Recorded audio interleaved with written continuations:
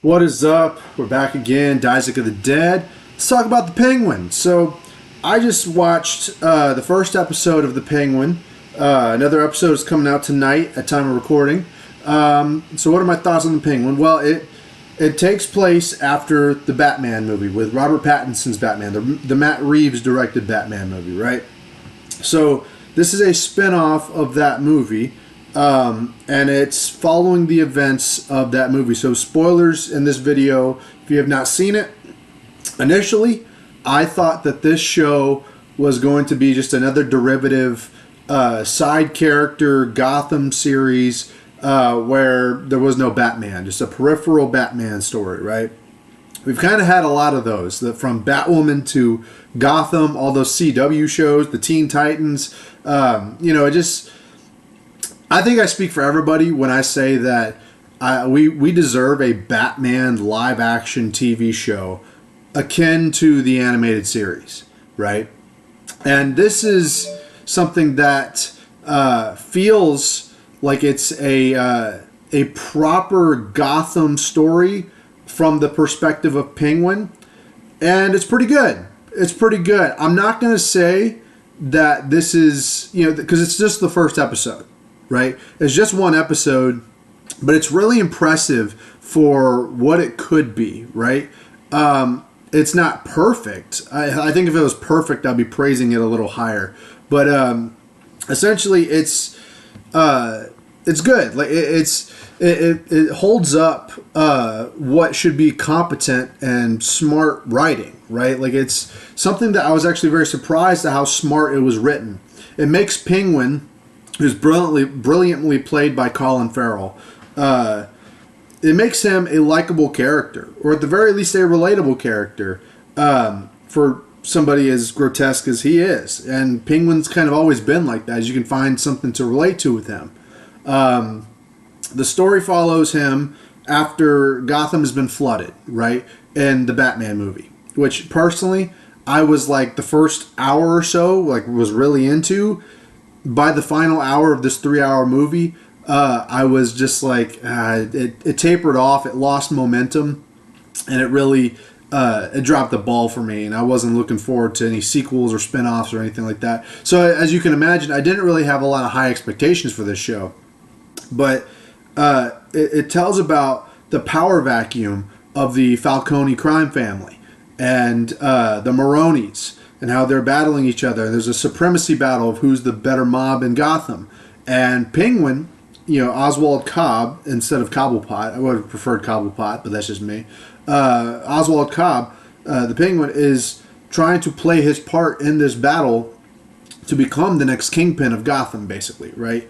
And he's faced with Alberto Falcone, who is Carmine Falcone's son, who's taken up the mantle.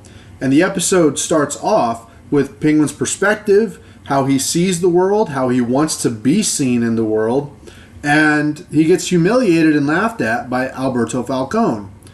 And then in which turn Penguin shoots him to death. And now he has to dump the body, and he gets a friend to help him dump the body, this friend is just a kid who has been orphaned, I assume he's been orphaned, by the flood that happened, in the Batman movie. And he takes this kid and makes him his sidekick, basically, and takes him through a ride through town, goes through this plan. And long story short, because it's actually really good, and I wouldn't spoil it for all of its worth unless it was worth seeing, basically, right?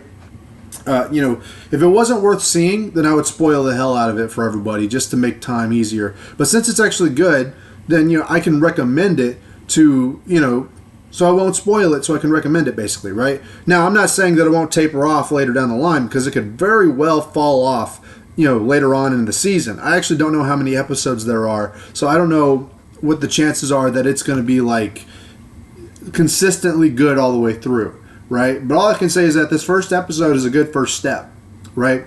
It's a good first step in the right direction. So we see, long story short, Falcone's daughter, who is the sister of Alberto, is released from Arkham, and she suspects that Penguin had something to do with Alberto's disappearance. It's later revealed that Alberto is dead, but Penguin frames it on Maroni, who is in Arkham, who's in no, he's not in Arkham. He's in Blackgate Prison, and so he's in Blackgate. So Penguin frames it on Salvatore Maroni, who is played by Clancy Brown. Who I wouldn't have picked Clancy Brown for Maroni, but I can't knock Clancy Brown. I can't knock the guy who plays every red character ever. That includes Mr. Krabs. So basically, there's this game that he plays it's a very intelligently written episode. And I was thinking it was going to be very... it was going to waste time. It was going to be a bunch of walking and feelings, talking, and all that stuff. But no, it doesn't waste a scene. It actually, it uses what it has to gain momentum in the story, basically, right? And so when Penguin kills Alberto Falcone, he takes his pinky ring, which originally was Salvatore Maroni's, right? Which was then stolen by Falcone and then given to Falcone's son. Penguin takes that ring off of Alberto and gives it back to Maroni. And then when his sister, Alberto's sister, sees her brother's dead body, she sees the pinky is missing, and there's in blood, it says payback on the trunk of a car that they found his body in. And so Penguin uses this to set up a war between Maroni's and Falcone's in order to save his own skin. It's very intelligently written, and again, I'm sorry I spoiled it, but it's worth watching for yourself to understand full context. We also get to see Penguin's mother, who is surprised, who has dementia in the show, like legitimately has dementia, and it's kind of sad to see. But she also plays a loving mother figure, which was kind of surprising because you think she would be berating him and like saying nasty shit about him, but she's actually encouraging him, and it's kind of nice to see. So yeah, the characters are intriguing. It doesn't waste a lot of your time with the story. It has a good momentum, good acting for the most part. Majority of the acting is really good, especially Colin Farrell, who nails the Penguin look. I would still agree with some people out there that say, why not just hire an ugly fat fuck for the role, but instead of wasting all that makeup. But casting decisions are now, you have to make them a little bit more nuanced, especially with all the tokenism shit going on. So anyway, that was, I was impressed by this first Penguin episode. Now there's another episode tonight, so I'm probably going to put out another review later, tomorrow or something.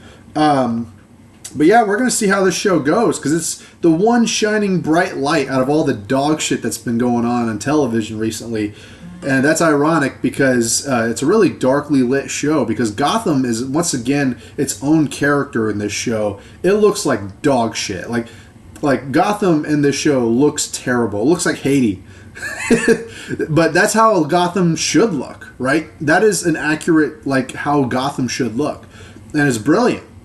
So I highly recommend the first episode of Penguin, but if you are one of those people who's on the fence and skeptical about it, I would say wait it out until the whole season comes out and we can see how it goes. But yeah, I liked it. Man. It was pretty good. I for a moment there, I thought I wasn't going to like it. There's a few spots where I was kind of like, are they really doing this, making this decision? It's like, no, it paid off. So anyway, thanks for watching.